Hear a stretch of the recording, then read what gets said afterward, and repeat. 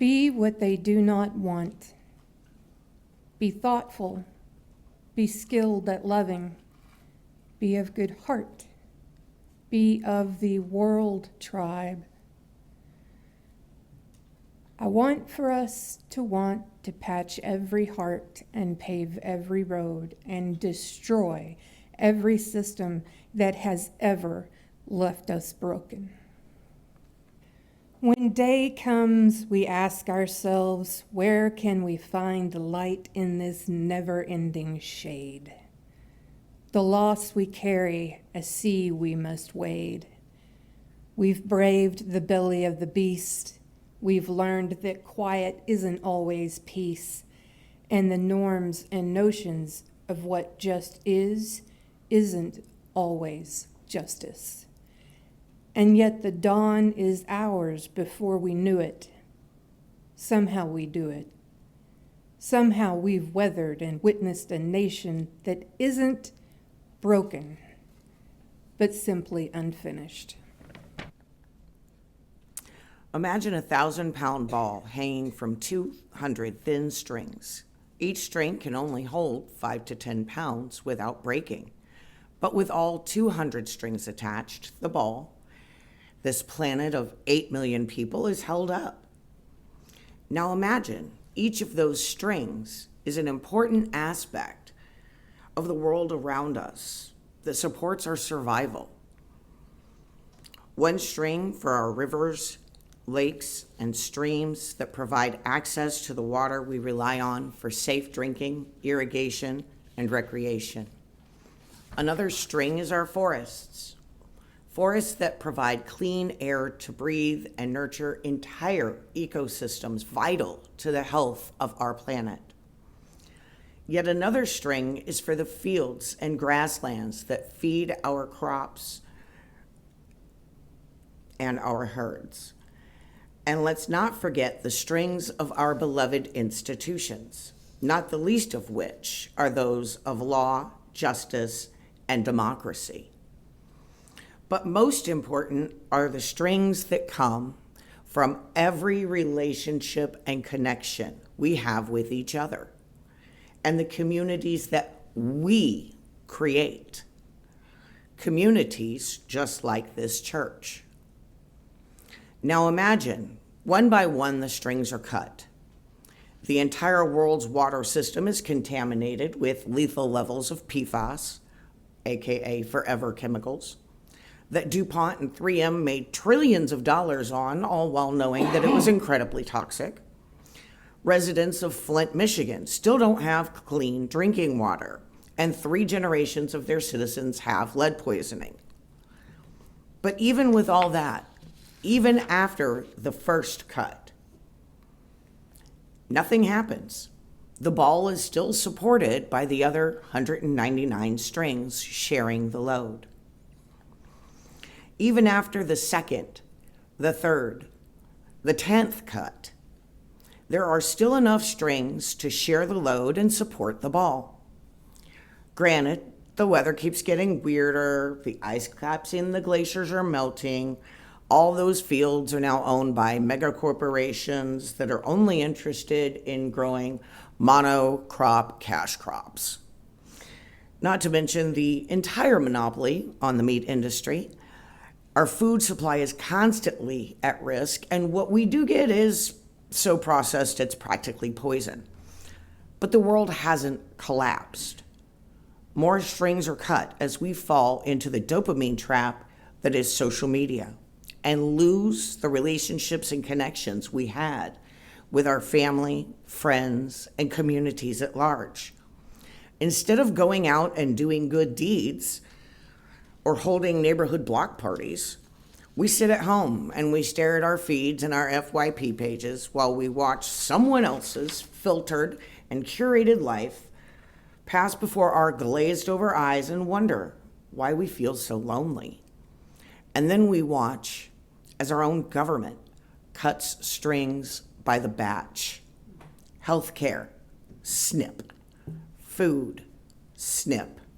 The Clean Water and Clean Air Acts, snip. Open drilling in parklands. personal rights and autonomy demolished, the death of our most important government institutions.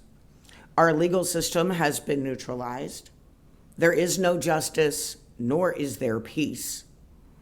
And our democracy is at death's door. Snip, snip, snip. The likelihood that the next cut will cause everything to fail increases. Eventually, if no more strings are added, one string will be the final string when the weight is no longer bearable.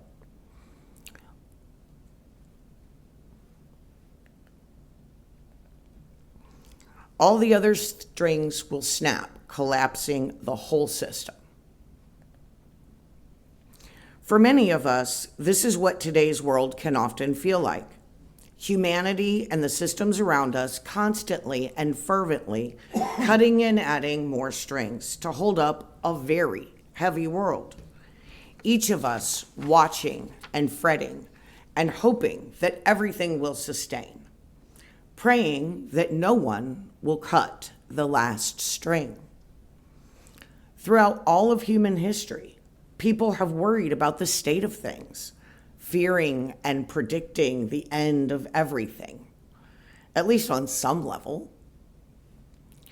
Pantheons of gods, rituals, traditions, all manner of cosmic contemplation have occupied millennia of human existence to explain how and why the world works the way it does. Volcanoes erupt and earthquakes rattle because the gods are angered. Myths and legends are built on tales that focus on the extreme events in history. But things feel different now. The world feels weirder. Probably because things are weird and different now. Of course, change is the only constant in history. But the rate and weirdness of that change are not. Current humans are experiencing a degree of change in their individual lifetimes that would have taken generations to come to fruition in centuries past. No, it's not your imagination. Time really is moving faster today than at any other period in human history. A combination of factors are at work, not only to rob you of your time, but your entire sense of being. It's only getting weirder. The inversion of stability dynamics, noted by Brian Glass, has led to a complete shift in the human dynamic. Once upon a time, our life was a daily struggle. Our focus was on the next hunt, the next meal, finding shelter, and staying alive. Basically, our life was spent desperately trying to fulfill Maslow's hierarchy of basic needs. Because our focus was so extremely local, there wasn't time, energy, or the desire for more regional and global conflict. Our ancestors lived in a time of local uncertainty and global calm. Human development occurred at a snail's pace over tens of thousands of generations this way. But today, instead of fighting for our basic needs, we live in a time of local certainty and global chaos, wrought with rapid change and technological advancements beyond the scope of many people's imaginations. In some ways, the world seems to be burning around us, burning each string left holding up humanity. We now live in a world coordinated by algorithms instead of human intention, where fake things seem real and real things seem fake. We've gone from not knowing where our next meal is coming from to having too many choices on DoorDash. Instead of worrying about the millions of ways you could be killed by predators, like bears, we're now choosing the bear. A minor wound or infirmity is no longer a death sentence thanks to modern hygiene and medicine, but, and this is a big but, global conditions, politics, economics, environmental and technological conditions are highly volatile and unpredictable. We no longer have the safety and security of all 200 strings, holding up our society and the planet's burdens at large. Instead of searching for caves to shelter in, we search for anything remotely affordable so we don't end up criminalized for living on the street. Instead of searching for firewood and food, we're trying to pay the power bill and buy more than just ramen for groceries. While we have world-class health care and we can treat and cure most anything, we have the least access to it in the developed world, and poverty dictates who sees a doctor and who just gets sicker. In the 1950s, a family could very legitimately buy a home, a car, the white picket fence, all the things, on a single income. Their kids had access to an education system built to encourage STEM fields, and they had more upward mobility than at any time other than colonialism. Well, at least certain kind of families. 75 years later, well, things sure ain't like they used to be. Think back to when you were younger and you had just started to properly comprehend the phenomenon of the future. Like most kids, you likely began to imagine and predict things the future might hold. Who you would be, what you would do, what the world would be like. I know I did. I was going to take the interior design world by storm, own an international design house, and get around in my flying car while a robot cleaned my house. Yeah. If we squinted hard enough back then, we could almost see 5, 10, 20 years or more out into the future. But now, no matter how hard we seem to squint, all we see is a blurry image. There's too much instability and uncertainty to see anything other than instability and uncertainty. But in all honesty, how accurate were we back then? I know I sure wasn't. The future has always been unknowable and unpredictable. The world has always been chaotic and gruesome. As kids dreaming of our futures, we had no idea what the world really looked like. Even as we became adults, we could still envision some kind of future. But now we know and feel just how unpredictable and chaotic the world is, because it's in the palm of our hands and flashes across our retinas 24/7. Now we know and feel just how much work there is left to be done. The irony is, during a time when conditions of the world and future are most unclear, when change is most rapid and hard to predict, so many of us are so sure of our pessimism and cynicism. It's hard not to be with the threat of nuclear war, climate change, the massive chasm of inequality, attacks on bodily autonomy, and the increasing attempts to use technology to breach our right to privacy at all costs. We are, as a species, teenagers at best. Destructive, ignorant, weird, and self-aggrandizing.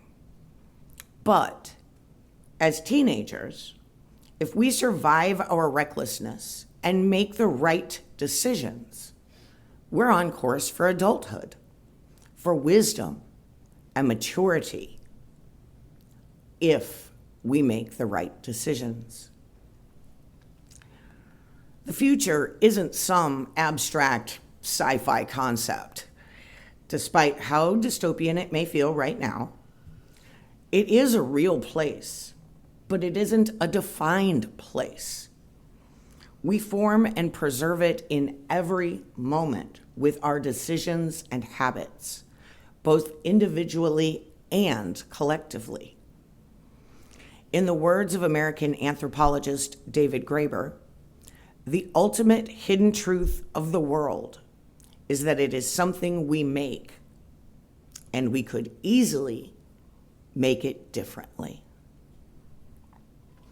As individuals and as a species, we are always forming new habits and ceasing old ones. Despite increasing global literacy from just 12 to 90% of the global population, over 75% of the adult American population can't read above a 6th grade level. In a country that at one point had the best education system in the world.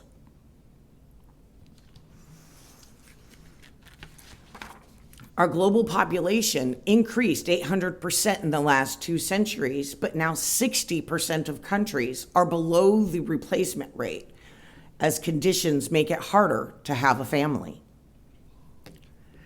Global life expectancy doubled over the same time frame, but that number is dropping fast as war and starvation, along with those lower birth rates, remove millions of people from the population. The problem with all of this, returning to that weighted ball of earth suspended by thin cotton strings, is that being cut faster and faster is that no matter what happens in the long run or how good things are, we don't live in the long run. We live in the past. We don't live in the data and lines of graphs and charts. We live in the here and now, in our heads, a strange place in a strange place. We are each personally faced with the task of understanding, managing, and mitigating our own expectations, our perceptions, hopes, and values. We cannot control the world or predict the future, but we can perhaps, on some level, control how much we try to. For each of us, there are thin cotton strings that hold us up. And with each personal choice and habit, we contribute to the cutting or adding of those strings. Every time we choose to put down the remote, to engage more with our partners, families, and communities, every time we create art and exercise our body, every time we choose a form of hope and openness over certain forms of cynicism and clinging to control, every time we choose compassion over bitterness, every time we are together in the spirit of this church, we retain and add more strings. This is not to say that concerning ourselves with our future or that striving to control and improve areas of life and society wherever we can, or that being realistic and sometimes cynical are bad, but rather concerning ourselves too much with these things often is.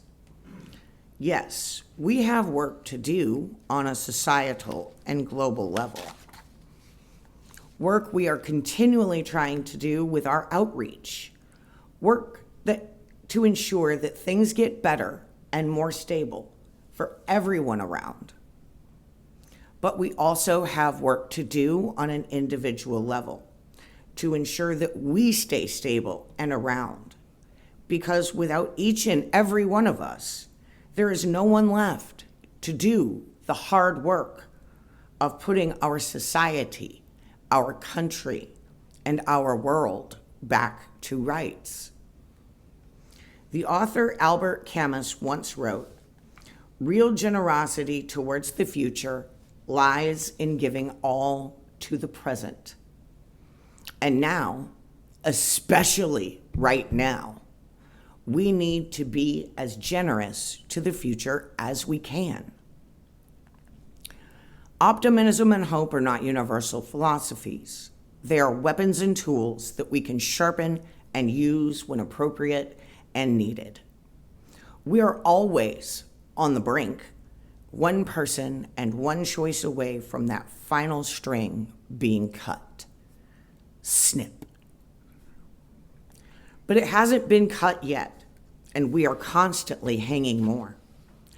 Things are precarious. Governments around the world are on the precipice of a dangerous path. The climate is collapsing.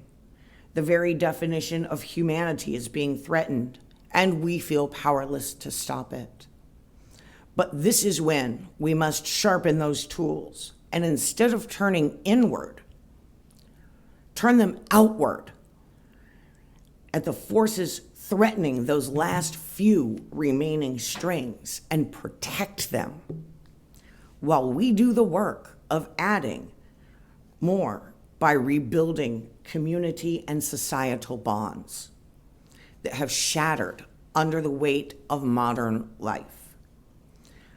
We will still post on social media, especially our RUU events and our services. Please keep posting.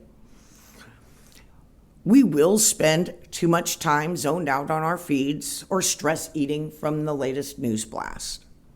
But we absolutely must rededicate ourselves to the vital work of respinning and reattaching those strings to the 1,000-pound ball that is our world.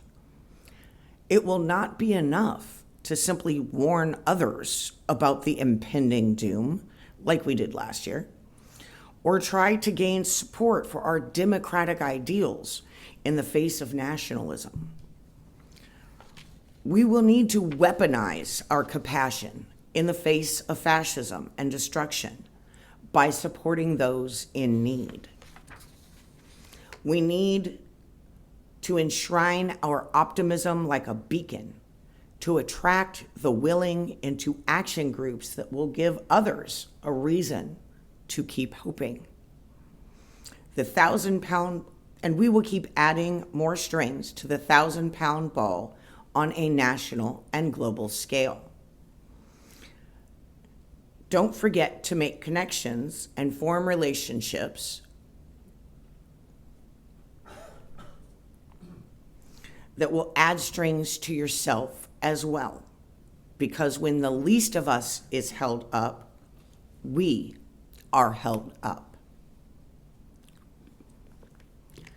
The best reason to learn history is not to predict the future, but to free yourself from the past and imagine alternative destinies.